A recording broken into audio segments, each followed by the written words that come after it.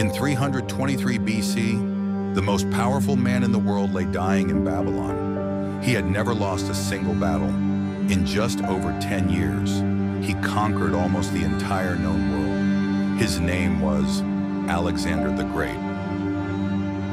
Alexander was born in 356 BC in Macedonia. His father was King Philip II, a brilliant warrior who transformed Macedonia into a military superpower. But the person who influenced Alexander the most was his mother, Olympias. She constantly told her son that he was destined to become a legend. From a very young age, Alexander was obsessed with Achilles, the hero of the Iliad. He did not want to live an ordinary life. He wanted to become immortal in history and to educate the young prince. Philip invited a very special man, the greatest philosopher of that era, Aristotle. One day, a fierce war horse was brought to the royal palace. No one could control it, but Alexander noticed something others did not. The horse was afraid of its own shadow. He turned the horse toward the sunlight, then slowly climbed onto its back, and to everyone's amazement, he tamed it.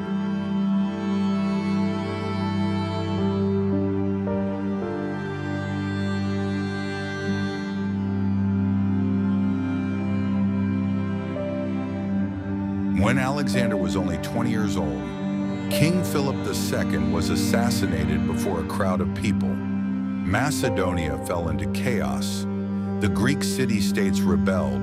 His enemies believed the young prince would collapse under pressure, but they were wrong. Alexander marched with terrifying speed, crushing every rebellion in his path. The city of Thebes dared to resist him.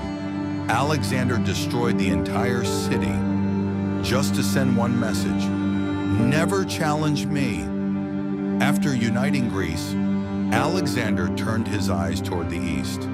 His target was the Persian Empire, the greatest superpower in the world at that time. But Alexander had only around 40,000 soldiers, while Persia commanded hundreds of thousands.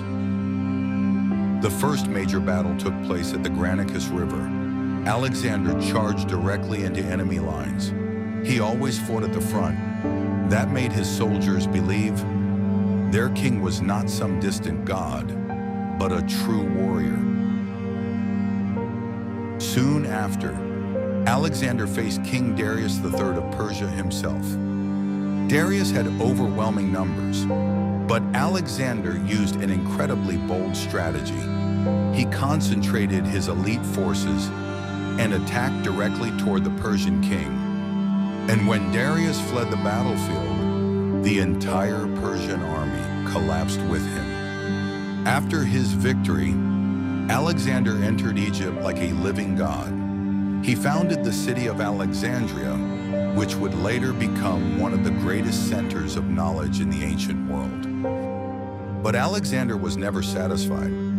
Even after defeating Persia, he continued deeper into Asia.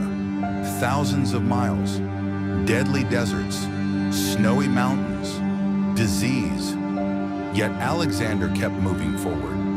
He believed destiny had chosen him to conquer the world.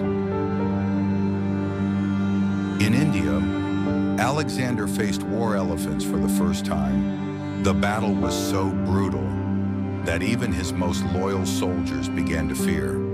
After years of endless war, his army could go no further.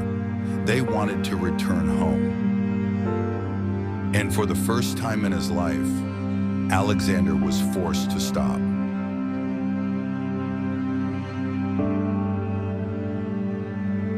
In 323 BC, Alexander suddenly fell ill in Babylon. No one truly knows what killed him: malaria, poison, or exhaustion after years of endless conquest. Alexander died at only 32 years old. When asked who would inherit his empire, Alexander was said to have answered, "The strongest." And after his death, his massive empire quickly collapsed.